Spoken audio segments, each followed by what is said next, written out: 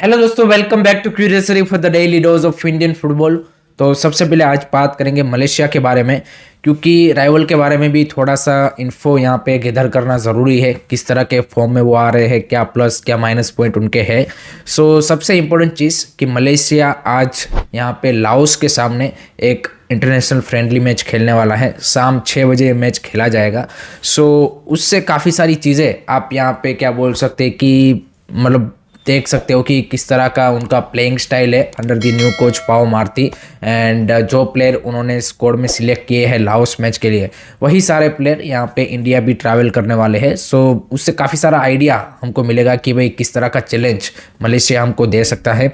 दूसरा, यहाँ पे जो लास्ट ईयर हम मलेशिया से भिड़े थे मर्देगा कप में, उसके बाद उनकी स्क्वाड में भी काफ़ी सारे चेंजेस आए हैं। जैसे फर्स्ट चेंज तो मैंने बता दिया कि भाई कोच उनके चेंज हुए हैं। पहले साउथ कोरियन कोच थे, अब उनके वहाँ पे भी स्पेनिश कोच है, तो वो थोड़ा सा आपको प्लेइंग स्टाइल और उसमें डिफरेंस दिखेगा।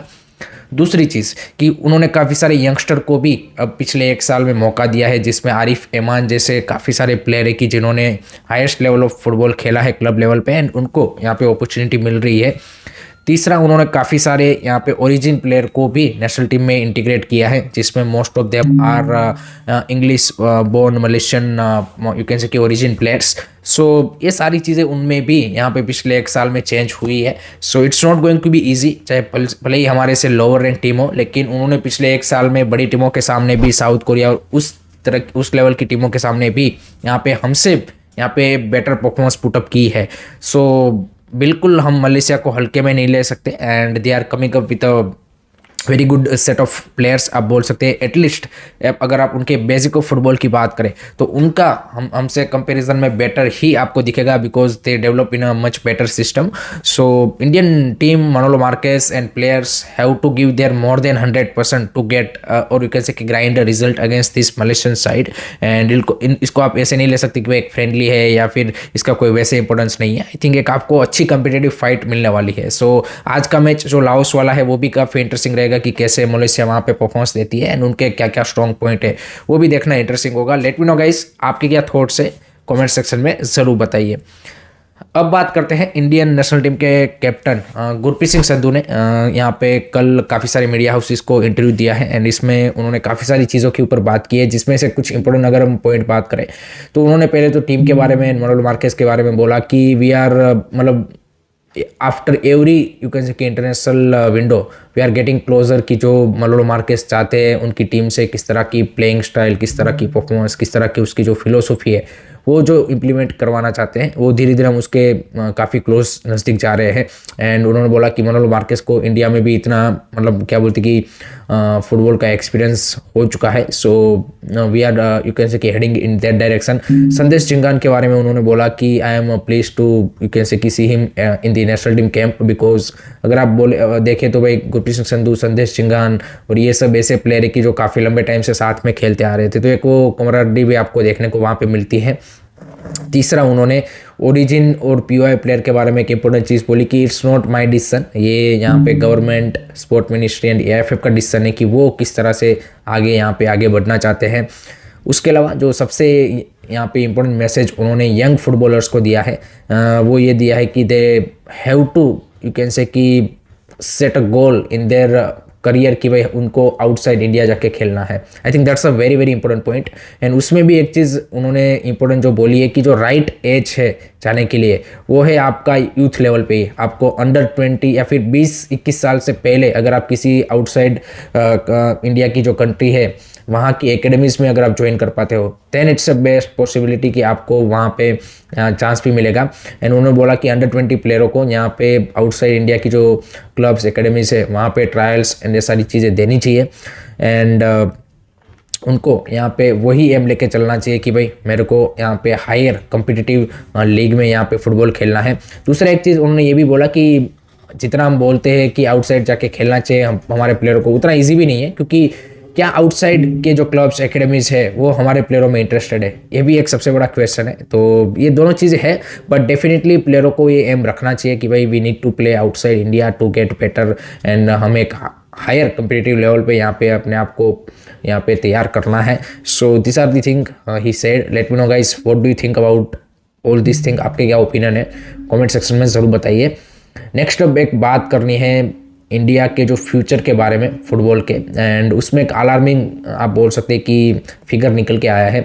रिसेंटली जॉन करके एक बंदा है जिन्होंने काफ़ी एक इंटरेस्टिंग डेटा शेयर किया है कि आपकी जो टॉप लीग है ISL, उसमें अंडर-23 के जो प्लेयर है उनको कितने मिनट्स मिल रहे हैं। पिछले 4-5 साल का उन्होंने यहाँ पे डेटा निकाल के यहाँ पे रखा है। तो उसमें कोविड ईयर एंड उसके बाद यहाँ पे जो 21-22 आई थिंक वो थी लास्ट ईयर की जब इंडियन एरोस था, तो उस साल से लगातार इसमें गिरावट आ रही है।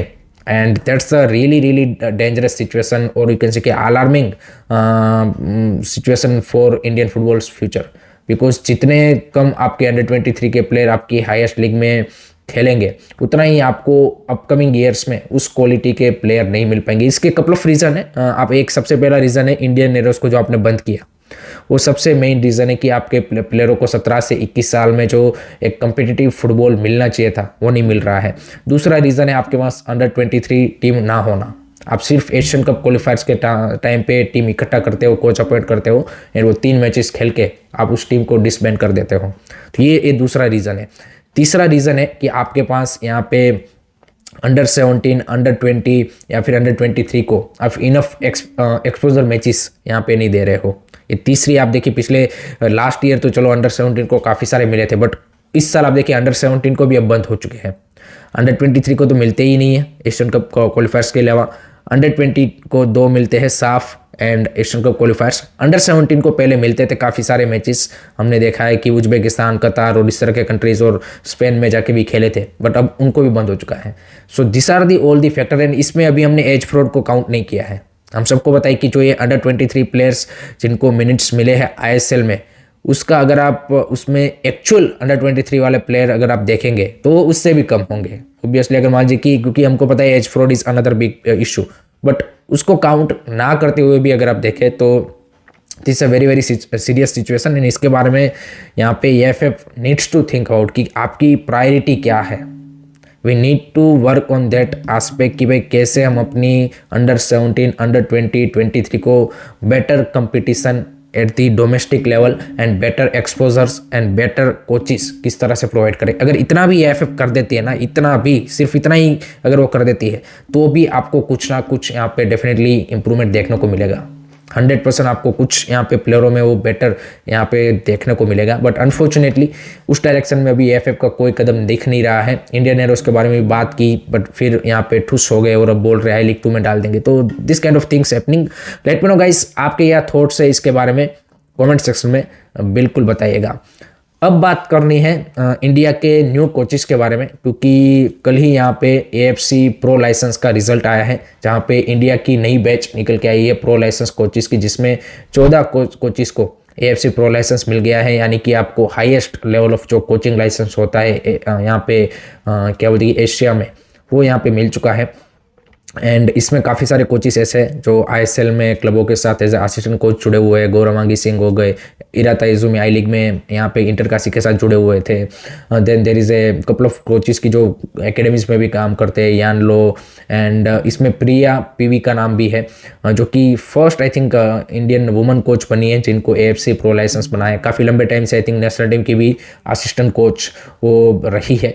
सो 14 कोचेस जरूर यहाँ पे क्या बोलते हैं कि क्लियर किए हैं AFC प्रो लाइसेंस, बट हम सबको पता है कि इसमें से क्वालिटी कोचेस कितने हैं। Quality coaches is one of the other big thing जो कि इंडियन फुटबॉल में सबसे ज़्यादा यहाँ पे एट द मोमेंट यहाँ पे हम क्या बोलते हैं कि लैक करते हैं। जैसे क्वालिटी प्लेयर्स हम लैक करते हैं, वैसे ही क्वालिटी कोचेस लैक करते हैं। एंड अनफॉर्चुनेटली उसमें सारे मोस्ट ऑफ दी आपके फॉर्मर प्लेयर्स ही है, जो कि भी मतलब यहाँ पे उस तरीके से मतलब क्या बोलते हैं कि फुटबॉल को आगे बढ़ाने में जो उनकी ओर से एफर्ट होना चाहिए वो उस लेवल का यहाँ पे नहीं दिखता।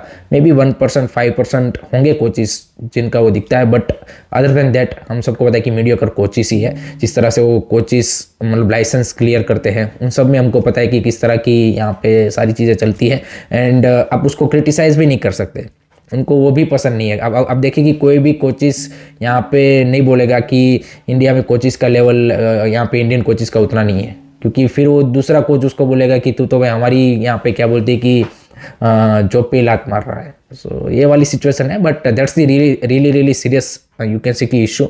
अनदर थिंग कि जिसको अगर हम सॉर्ट आउट नहीं करेंगे, क्वालिटी कोचेस अगर हम नहीं डालेंगे ग्रास रूट यूथ लेवल पे, without that you can't produce quality players. That's also one reality. So these are the things which is very very important.